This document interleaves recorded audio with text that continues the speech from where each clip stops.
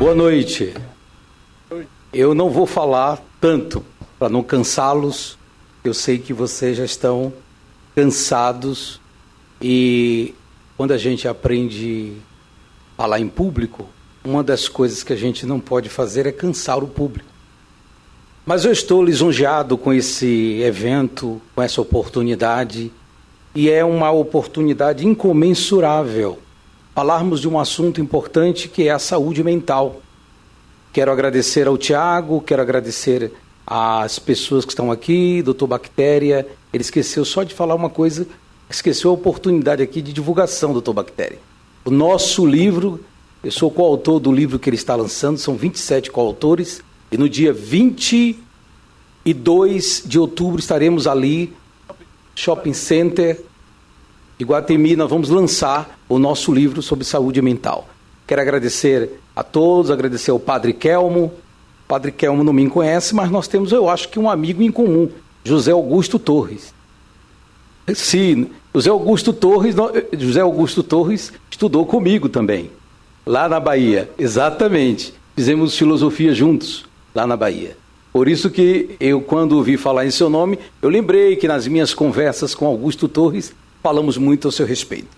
Quero também aqui fazer menção ao nome à minha mulher, à minha filha. Quero que vocês fiquem de pé, por favor. As duas, as pessoas mais lindas do auditório, com todo respeito. Vamos dar uma salva de palmas para elas. Bom, eu quero ser lacônico para não cansá-los, mas eu quero começar a minha fala e eu pensei como começar falando de depressão. E eu pensei em uma frase de Carl Jung, quando ele diz: a depressão é uma mulher vestida de preto que chega na nossa vida e você deve receber essa mulher, dar um assento para ela e perguntar o que ela tem para falar. A depressão é exatamente essa leitura cruenta. Ela não é um malefício que vem para te destruir, desde que você faça a leitura certa e a oportunidade que você terá de conversar com essa latência almática abismal. A depressão é exatamente isso. Freud já dizia que a depressão é uma neurose narcísica, onde o indivíduo não consegue se desvincular do objeto que ele perdeu. É a dificuldade de fazer essa interpretação, mas na frente Jung chama a depressão de uma desconexão com seu eu. É alguém que está no inconsciente convidando você para se conectar novamente com seu eu. Viktor Frankl disse que a depressão é exatamente esse niilismo privado. É a incapacidade de você saber encontrar o sentido da vida. Isso é o niilismo privado. O depressivo, ele perde essa capacidade de se reconhecer e de ter a consciência que o futuro ainda tem algo para lhe oferecer. Os registros acadêmicos não mostram Viktor Frankl em depressão, mas mostra um Viktor Frankl decidido a superar o seu sofrimento. Esses algozes internos que são persistentes lá na nossa mente. Aqueles inimigos que estão lá no recôndito da nossa alma, que nos empurra constantemente para uma impressão de que você não existe e de que a vida está perdida. Como já dizia Sartre, o depressivo é um indivíduo que parece que está à toa no mundo. Como já dizia exatamente Nietzsche, a depressão é essa possibilidade do indivíduo se encontrar. Depressão não é uma coisa tão ruim como a gente pensa, mas é contraditório que ao mesmo tempo ela é ruim. Ela tem dois viés. O viés ruim é que a depressão é um problema de saúde mental. Ela não pode ser considerada como apenas um resfriado qualquer. Inclusive, ela é chamada de resfriado da psicopatologia. A depressão é uma doença que está no Brasil. Me parece que na América Latina, nós somos, pela Organização Mundial da Saúde, estamos em primeiro lugar como um país que tem uma incidência muito grande de depressivos. Estamos em quinto lugar na Organização Mundial da Saúde, pelos registros que se apresentam, como em quinto lugar no mundo, como o país mais depressivo no mundo. Me parece, não me foge a memória, os Estados Unidos é o primeiro país. Isso quer dizer que depressão não é mais ou menos uma coisa que é considerada como uma gripe, qualquer coisa que possa traduzir como algo muito inferior àquilo que nós consideramos como uma doença grave para o ser humano. Depressão é uma doença grave. E vários fatores nos levam a essa interpretação. A primeira interpretação é que a depressão ela tem alguns fatores. E um deles é o fator genético. Tem até um estudo recente que gêmeos ou filhos adotados têm essa predisposição à depressão. Um outro fator é a questão da questão bioquímica, a questão bioquímica cerebral. Nós temos vários tipos de depressão, eu vou resumidamente falar de alguns, mas o problema do desequilíbrio cerebral, do ponto de vista químico, também é um outro fator. A questão do ambiente, você precisa entender o ambiente que você está. Existem ambientes que podem proporcionar esse malefício que é a depressão. Esse é o lado ruim da depressão.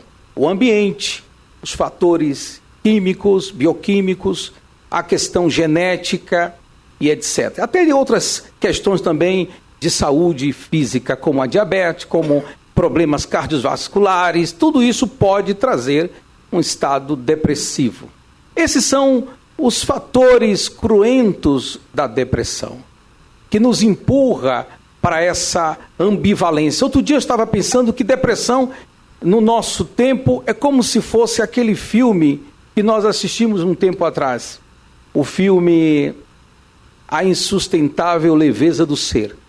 Nós vivemos esse filme, essa ambivalência. De um lado, nós temos dois casais que desejam a liberdade, mas um outro lado tem um casal que prefere o peso, a responsabilidade. Viver depressivo é viver nessa ambivalência social.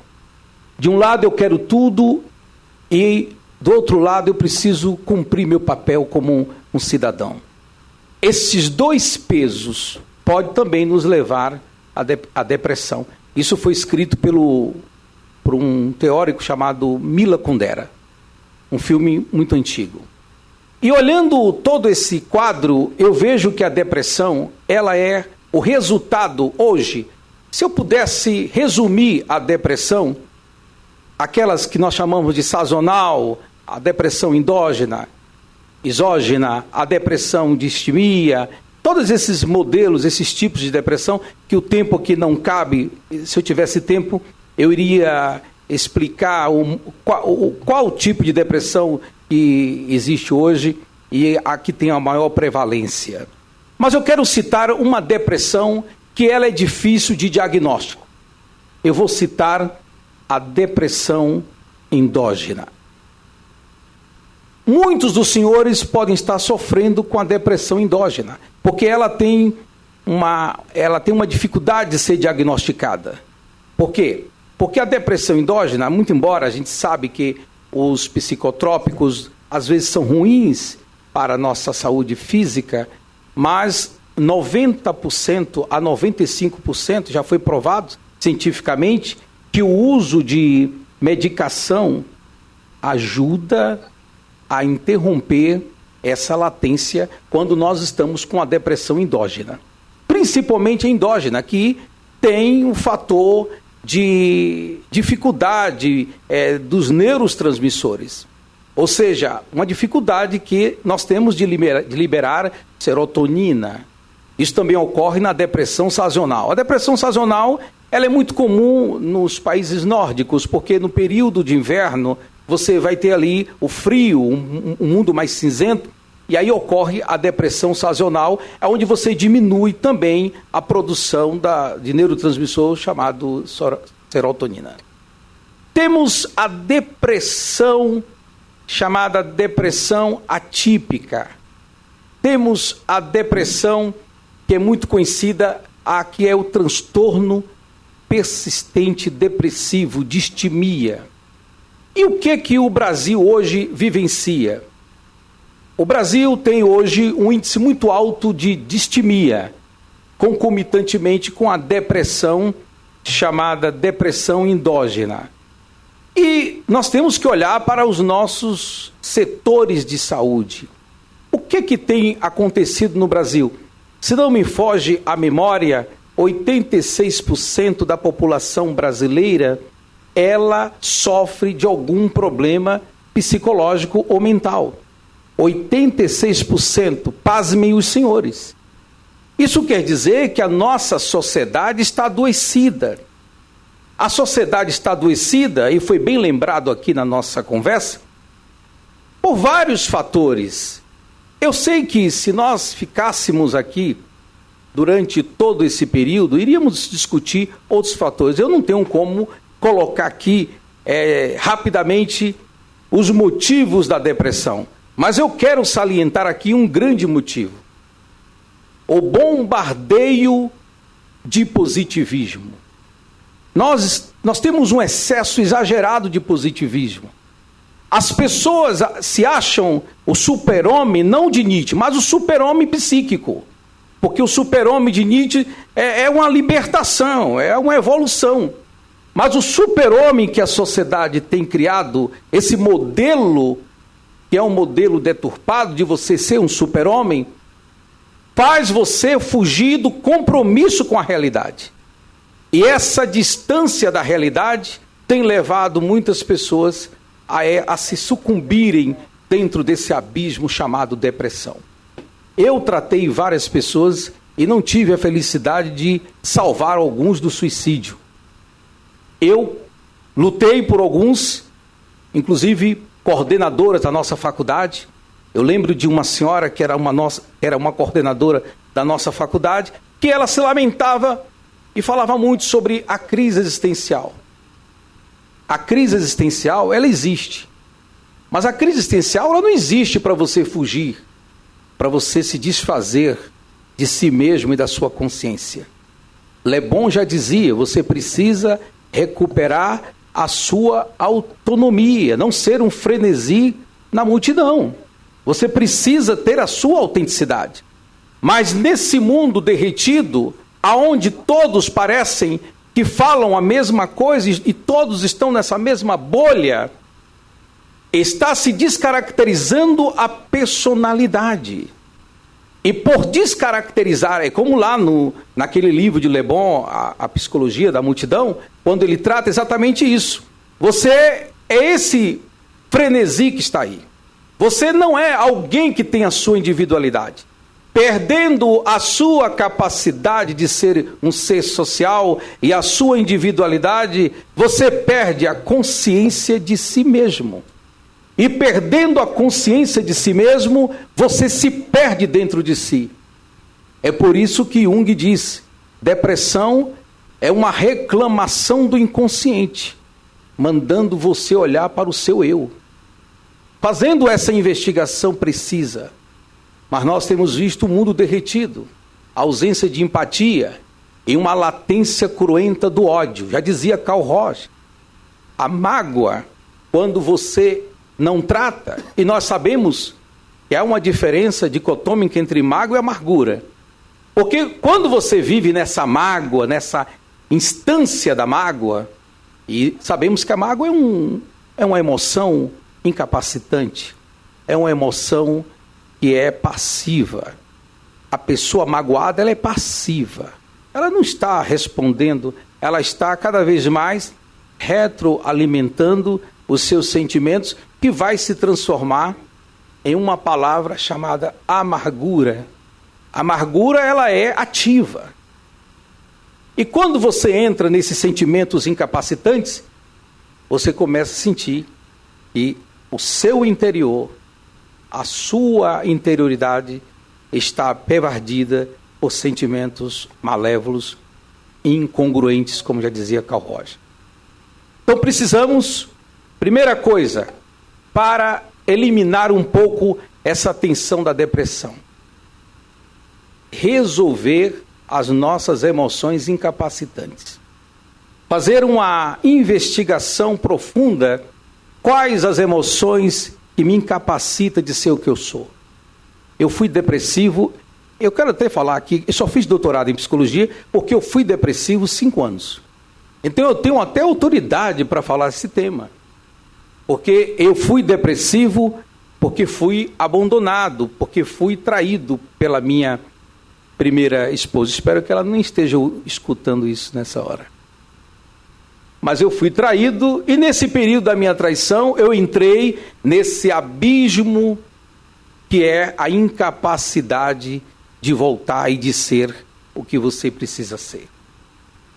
E eu passei 5 anos depressivo, tomando psicotrópicos, até que eu me reencontrei aonde?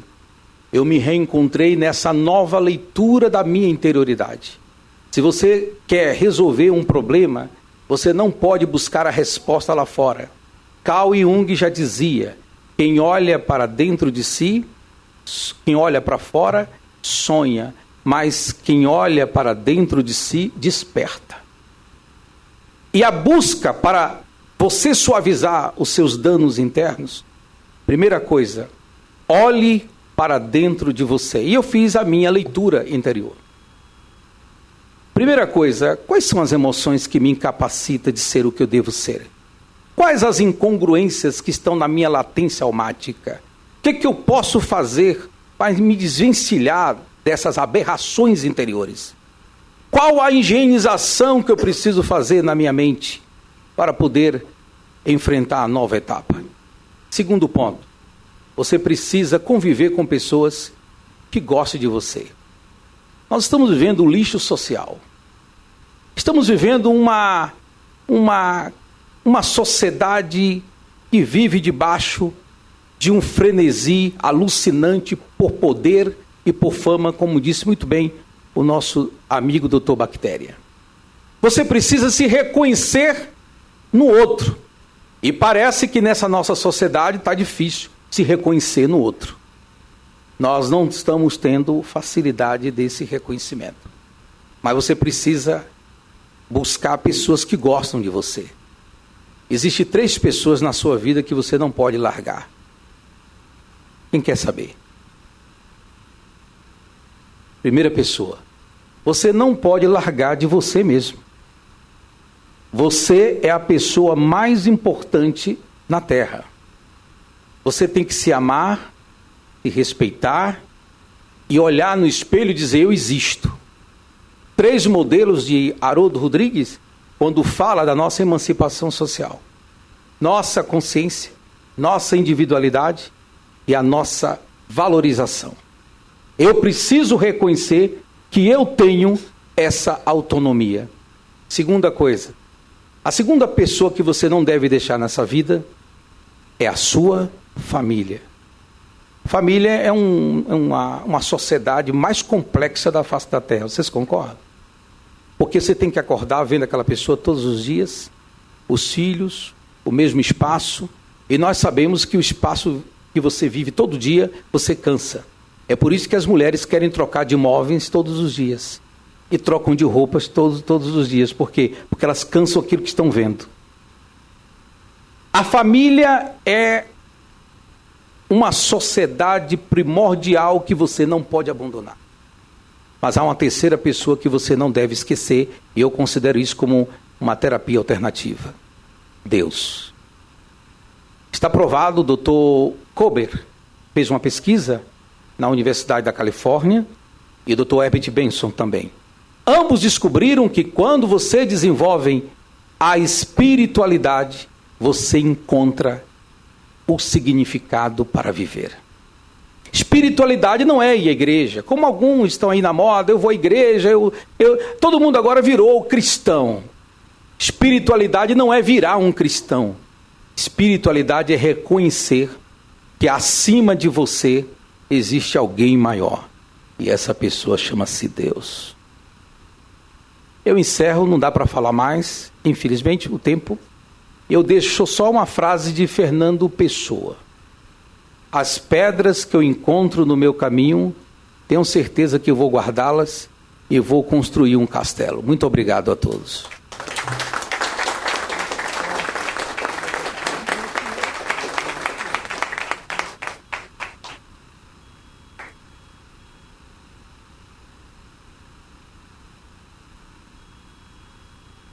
Eu vou dar uma homenagem, e não sei se foi dito, mas eu represento, sou diretor de expansão de uma universidade americana, a University Life House. E eu escolhi aqui umas pessoas para homenagear. E o reitor não pôde estar aqui, mas ele está até em São Paulo. Essa universidade é literalmente americana, ela é presencial, ela existe nos Estados Unidos, em Orlando. E eu vou chamar aqui a primeira pessoa que eu vou homenagear, o Dr. Givaldo, uma pessoa que eu tenho o maior respeito, que é de reitor, diretor da FATECAMP. Tem aí o diploma do Dr. Givaldo? Deixa eu pegar ali.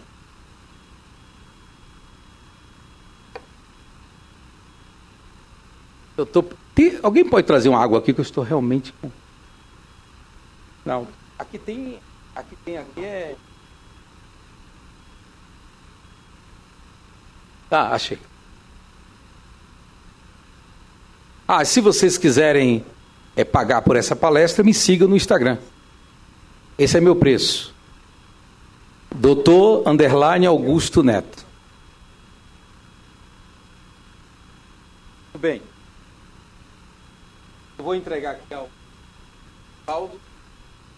Está em inglês. Mas o título está sendo homenageado pela... O título diz que ele está sendo homenageado pela contribuição à saúde, à educação no nosso país. Isso veio da Lifehouse University, que é a universidade americana. Com muita honra eu passo o título ao Dr. Givaldo.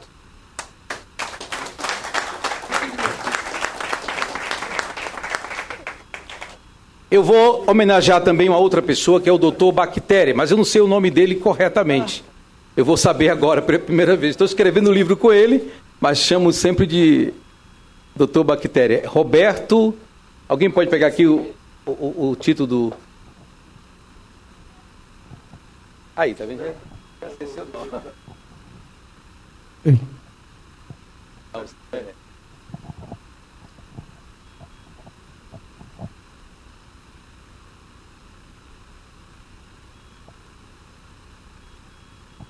Vai buscar ali o título. Rapidamente, gente.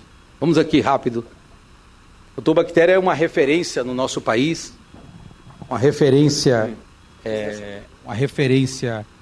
de cuidado com a saúde.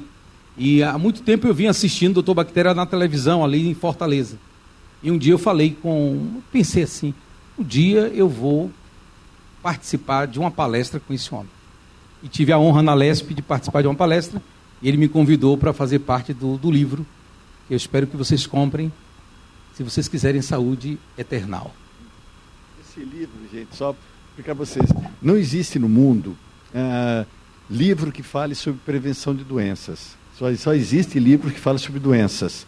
Então nós tivemos essa ideia de escrever um livro falando de prevenção de doenças, prevenindo doenças. Só que... eu iria escrever sozinho nunca, que eu entendo um pouquinho de bactéria, só. Né?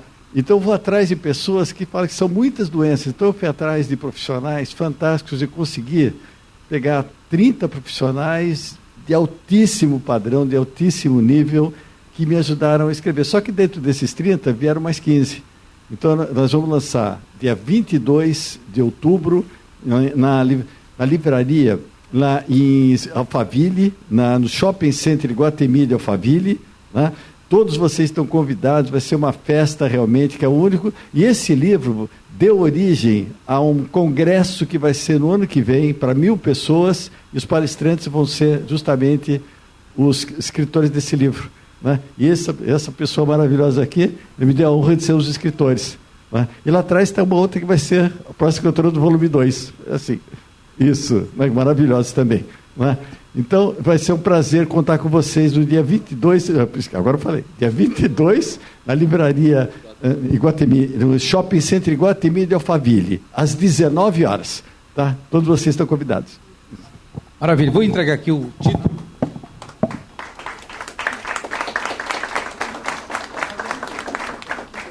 É o título de honra ao mérito pela contribuição à saúde na nossa sociedade. Parabéns, doutor.